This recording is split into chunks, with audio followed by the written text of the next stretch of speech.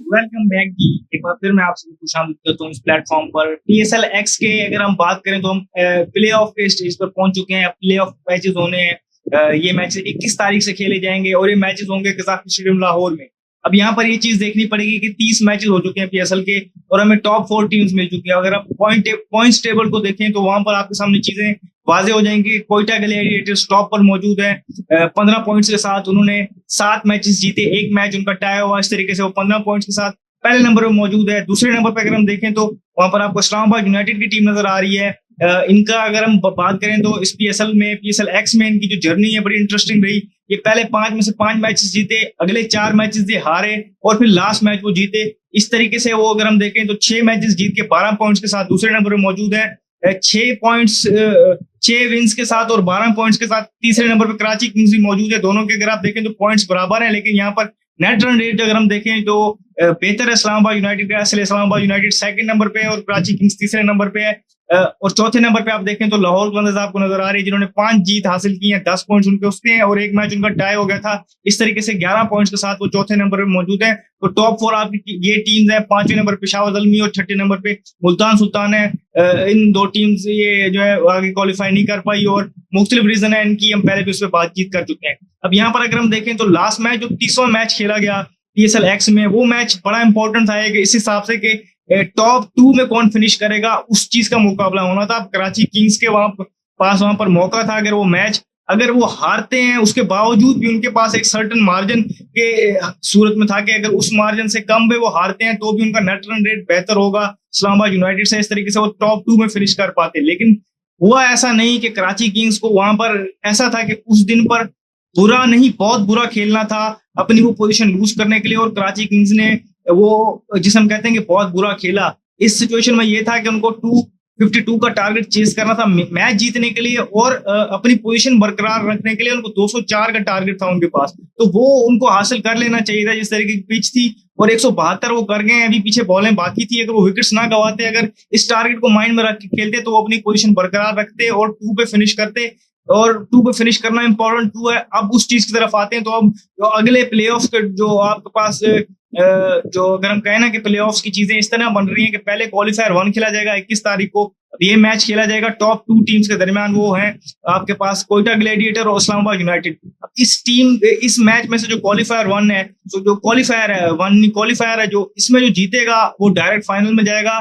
जो हारेगा वो एलिमिनेटर 2 के लिए जाके प्लेस हो जाएगा। फिर होगा एलिमिनेटर 1 का मैच, वो होगा तीसरे और चौथी पोजीशन वाली टीम्स के दरमियान, यानी कराची किंग्स और लाहौर कलंदर के दरमियान ये मैच होगा। इसमें से जो टीम जीतेगी वो जाएगी एलिमिनेटर 2 में, जहां पर वो खेलेगी जो पहले जो क्वालिफायर में से जो टीम हार के आई है उसके साथ। अब यहाँ से आपको नजर आ रहा है कि पहली 2 पे जो टीम जो फिनिश करती है उनके पास 2 चांस होते हैं फाइनल खेलने के लिए। एक मैच अगर वो हारते भी हैं क्वालिफायर वाला, उसके बाद भी उनके पास एक चांस होता है। उसके बाद जो टीम तीसरे या चौथे पे आती हैं उनके लिए जो ये रूट है मुश्किल होता है कि उनको 2 मैचेस जीत के फाइनल में पहुंचना पड़ता है, एलिमिनेटर 1 और एलिमिनेटर 2। और उनमें से अगर वो एक मैच भी हार जाते हैं तो वो बाहर हो जाते हैं। तो कराची किंग ने ये जिसे हम कहते हैं ना चेरी के 2 बाइट्स जो उनको थे उन्होंने मिस इस तरीके से किए कि अगर वो टॉप 2 में फिनिश करते तो उनके पास 2 अपॉर्चुनिटी होती, ये 2 चांसेस होते उनके पास, तो वो उन्होंने मिस की। जिस तरह मैंने आपको बताया कि 204 का टारगेट अगर वो माइंड में रख के खेलते तो वो ये चीज को बचा जाते। अब यहाँ पर अगर आप स्क्वाड्स की शेपिंग देखें तो ठीक है, टूर्नामेंट एक स्टेज पे हमने देखा कि रुका, फिर जो जिसे हम कहते हैं ना रीस्टार्ट हुआ टूर्नामेंट, उसके बाद हमने देखा कि टीम्स के पास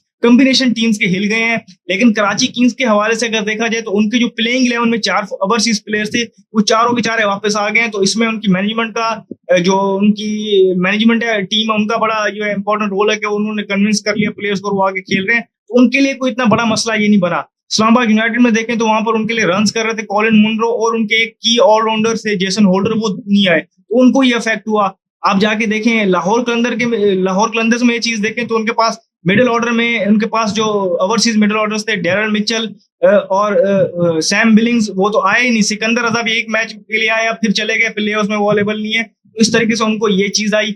आप कोयटा ग्लैडिएटर्स में देखें तो वहां पर उनको जो है कुशन मिल गया है कि उनके जो फिन एलन और राइले रोसो, स्पेशली राइले रोसो जिन्होंने 100 स्कोर किया था लास्ट जो मैच वो खेले थे, तो उनका वापस आना ये उनके लिए एक सेफ्टी कुशन मिल गया उनको, और फिन एलन भी आ जाएंगे। तो उस तरीके से उनको एक हल्का सा कुशन मिल गया, लेकिन कुछ ना कुछ उनको भी लॉस हुआ है। फिर अगर आप जिस तरह हम बात कर रहे हैं कराची किंग्स की बात हमने कर ली, कोयटा ग्लैडिएटर की मैं आपके सामने बात कर ली। इस्लामाबाद यूनाइटेड को अगर आप देखें तो उनके लिए मैंने आपको बता दिया कि मुनरो और होल्डर नहीं आ रहे, लेकिन उन्होंने जो एक जिसे हम कहते हैं ना कि एक और प्लेयर रिप्लेसमेंट लिया है, एलेक्स हेज। उन्होंने जिस तरीके से आगे खेला और साहिब फरहान ऑलरेडी जिस तरीके से अच्छा खेल रहे हैं और फॉर्म कर रहे हैं, तो उनको एक अच्छी ओपनिंग पार्टनरशिप इस तरीके से मिल गई, तो ये उनके लिए एक ब्लेसिंग इन डिस्गाइज होगी। और फिर आरवीडी रेसी वन ड्यूसन भी उन्होंने ले लिए, जो इनिशियली उन्होंने ड्राफ्ट में लिए थे, फिर वो चले गए, किसी वजह से नहीं आ पाए थे, लेकिन अब वो उनके लिए आ गए, तो ये भी उनके लिए एक अच्छी चीज होगी है। लाहौर कलंदर में अगर आप देखें तो उन्होंने सिकंदर रजा की जगह पर मेहदी हसन मिराज बांग्लादेश के लिए अच्छे प्लेयर हैं, एक अच्छा जो उनके लिए एक अच्छी पिक हो सकते हैं, बैटिंग भी करते हैं, वो बॉलिंग भी करते हैं। शाकिब उल हसन को भी उन्होंने ले लिया है। तो इस तरीके से अगर आप देखें तो कॉम्बिनेशन के हवाले से इस टाइम पर जो टीम से बेहतर नजर आ रही है। लाहौर में अगर उनकी परफॉर्मेंस देखें तो उन्होंने अपने सारे मैचेस वहां पर जीते। इस मरतबा लाहौर उनका होम ग्राउंड भी था। कोयटा ग्लैडिएटर्स की मैं बात कर रहा हूँ कि वहां पर वो 4 पेसर्स के थ्रू उन्होंने अटैक किया, मोहम्मद आमिर, वसीम जूनियर, खुरम शहजाद और फिर फहीम अशरफ, इसके थ्रू उन्होंने ऑपरेट किया और वहां पर उन्होंने उनको रिस्पॉन्ड किया। फिर स्पिनर्स अगर हम देखें तो उनके वो भी अच्छे हैं, वहां पर आप देखें अबरार अहमद हैं और उस्मान तारिक वहां पर मौजूद हैं, तो उनका कॉम्बिनेशन अच्छा है। बैटिंग में उनके लिए जिस तरह हसन नवाज खेल रहे हैं, 2-3 इनिंग्स उन्होंने जिस तरीके से खेली, अंडर प्रेशर फिनिश किया है। राइलो रोसो आएंगे, वो भी अच्छी तरीके से। उनका मेन मसला है ओपनिंग का। नाफे को उन्होंने खिलाया, नाफे ने वहां पर परफॉर्म किया। अब यहाँ पर साउथ शकील को देखना पड़ेगा कि वो ओपनिंग में कंटिन्यू कर रहे हैं, क्योंकि उनकी इनिंग उस तरीके से नहीं लगी, वो उस तरीके से परफॉर्म नहीं कर रहे, तो उनको ये चीज देखनी पड़ेगी। तो अगर उनका कॉम्बिनेशन देखें तो इस तरीके से बेस्ट नजर आ रहा है। इस्लामाबाद यूनाइटेड ने जिस तरीके से लास्ट मैच में क्रिकेट खेली है, अगर वो इस तरीके क्रिकेट खेल कंटिन्यू करते हैं तो वो एक अलग फ्लेवर आपको दे रहे हैं। कराची किंग्स ने 2 के अपना लास्ट मैच जीता है, लेकिन उनकी भी टीम अगर आप देखें तो जेम्स विंस रन कर रहे हैं, कुश्ती शाह रन कर रहे हैं, न्याजी ने भी रन किए हुए हैं।